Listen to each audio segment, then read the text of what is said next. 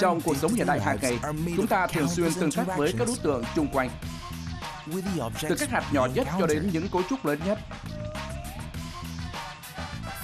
Hãy cùng chúng tôi khám phá phần bên trong của thế giới xung quanh.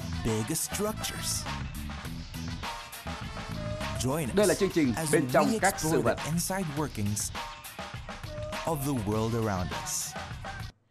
Bệnh mù màu. Phải chăng người mù màu chỉ nhìn thế giới bằng màu đen, trắng và xám? Câu trả lời là không. Mù màu là không nhìn thấy các màu đỏ, xanh lá cây, xanh lam hay sự kết hợp của các màu này theo cách của người bình thường.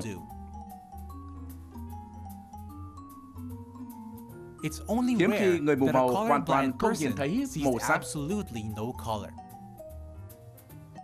Mù màu là bệnh về thị giác màu sắc.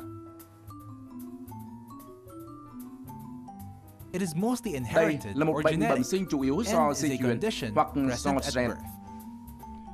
Thông thường, bệnh sẽ không thay đổi trong suốt cuộc đời. Nó sẽ không giảm nhẹ hay trở nặng thêm.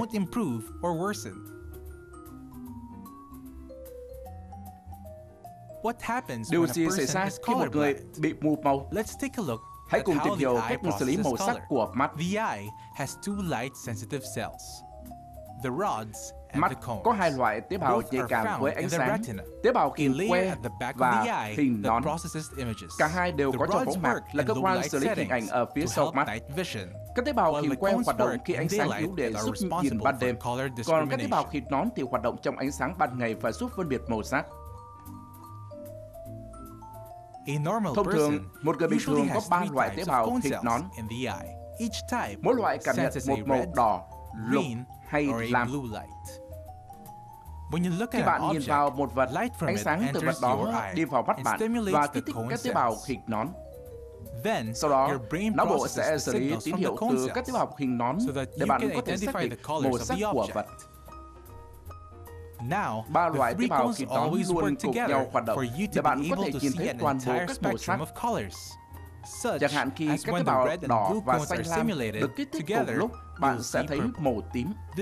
Qua đó bạn có thể cảm nhận màu sắc.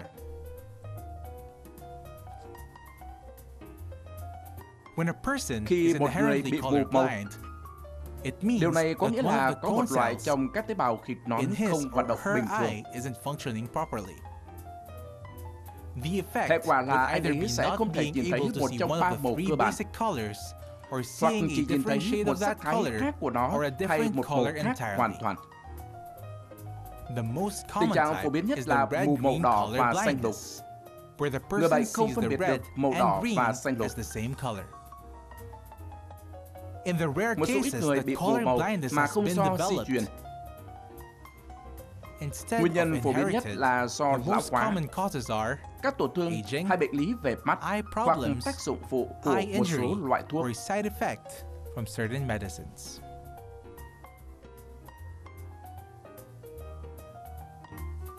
GPS hay hệ thống định vị toàn cầu là hệ thống cung cấp thông tin về vị trí và thời gian trên toàn bộ trái đất hoặc ở gần trái đất. Lúc đầu, hệ thống này được chính phủ Hoa Kỳ phát triển cho mục đích điều hướng quân sự. Nhưng ngày nay, bất kỳ ai có thiết bị GPS đều có thể truy cập và sử dụng nó. GPS hoạt động như thế nào? GPS có 3 phần chính. Đầu tiên là mạng lưới gồm khoảng 30 vệ tinh quay quanh trái đất ở độ cao 20.000 km. At an altitude of 12,427.42 miles or 20,000 kilometers. Second is the Master Control Station, chính plus 4 control monitoring stations, specifically in Hawaii, Ascension Islands, Diego Garcia và Kauahale. And lastly, và cuối cùng là đầu thu receiver GPS or device như trong điện thoại like di in your động mobile hoặc phone ô tô or của bạn. cars. When you stand at any Khi bạn place ở on the bất kỳ planet, nơi nào trên at hành least tinh, 4 thiết bị GPS satellites GPS của bạn should be lúc nào detected cũng by kết your nối với GPS ít nhất 4 device vệ at tinh any time. GPS. Each satellite Mỗi vệ can tinh send sẽ đều đặn information gửi about thông its tin về vị trí position và thời gian and the hiện tại current của time nó qua at các tín hiệu regular truyền đi intervals với tốc via độ ánh signals sáng. that travel at the speed of light. Your GPS Thiết bị device GPS của will bạn sẽ intercept nhận các tín these hiệu này signals để tính toán khoảng and cách then từ mỗi vệ calculate tinh how far và each thời gian satellite truyền is tín hiệu. and how long Khi it thiết took bị for the thu messages biết to khoảng cách arrive. của ít nhất 3 trong số Once các vệ your tinh device GPS, has thì gotten nó the có info thể on xác định how vị trí far của bạn away thông at qua least phép 3 định of the vị 3 GPS cạnh. satellites are, it can then already identify your location through the process of trilateration. How does Phép trilateration định vị work? 3 cạnh là gì? Simple. Đơn giản thôi. Again, Hãy tưởng imagine tượng bạn đang yourself ở một nơi standing nào at đó any trên place hành on the tinh. planet. 3 Có 3 GPS vệ tinh satellites are GPS above ở you. bên trên Each bạn. satellite Từ is mỗi vệ tinh responsible ta for vẽ a được một certain đường tròn đi radius qua vị trí của or bạn. locations Như within vậy, a mỗi vệ circle. tinh ứng với So một all đường the tròn 3 và 3 satellites đường have tròn their sẽ giao nhau circles. tại một And điểm. at one point, Đó chính there là is vị an trí của bạn. intersection among the 3. This is Ô where thu your location GPS may be sử dụng các hình cầu identified. sau nhau để The xác định vị GPS trí của receiver bạn. uses overlapping spheres to determine your location. So, Như vậy, the một vị calculation trí of trên your hành tinh exact sẽ được xác location định on dựa the trên planet khoảng cách từ is đó based tới on 3 your vệ tinh. distance from the 3 satellites. Then comes Còn in vệ a tinh thứ fourth tư satellite, thì sẽ được dùng để xác which minh will kết only quả be của used to phép tính verify nói the trên. results from the first calculation. If your Nếu location vị trí xác định is từ số liệu calculated của by 3 the vệ first tinh 3 đầu tiên, satellites, chẳng hạn vệ tinh say A, satellites B A, và C, B, and C, không khớp do với not số liệu match with từ the một tập hợp khác, calculations of another chẳng hạn như set, vệ tinh such A, as satellites B A, và B, D, and D, then thì another một nhóm khác sẽ combination được will sử be dụng. made. Different satellite Các nhóm vệ groups tinh will khác be nhau sẽ tested được to dùng để xác pinpoint your định vị trí location. của bạn.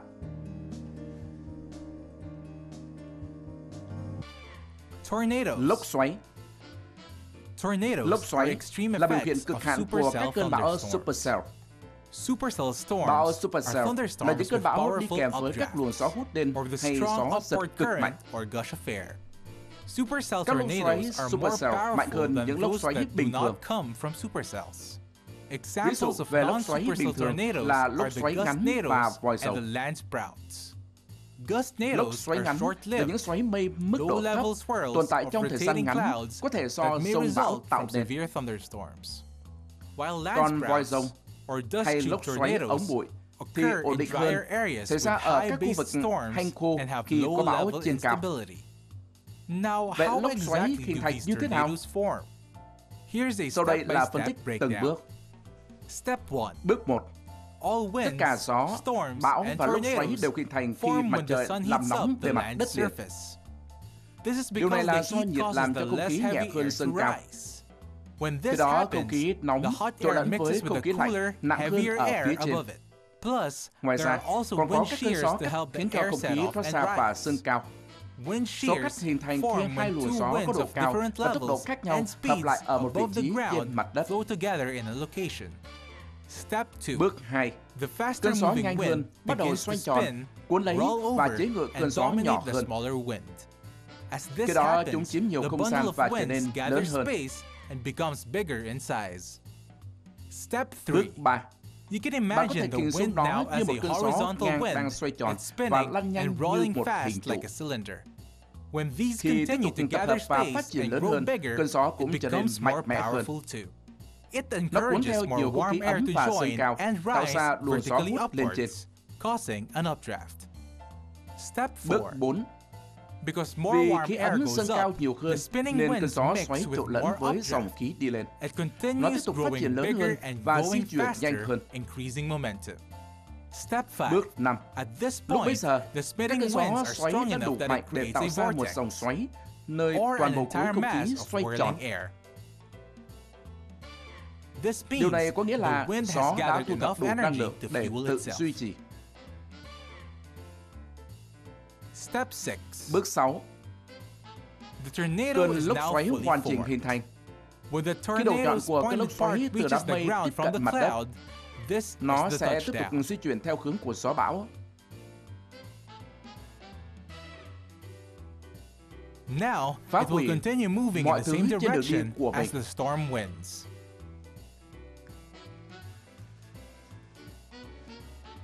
Destroying things along its path.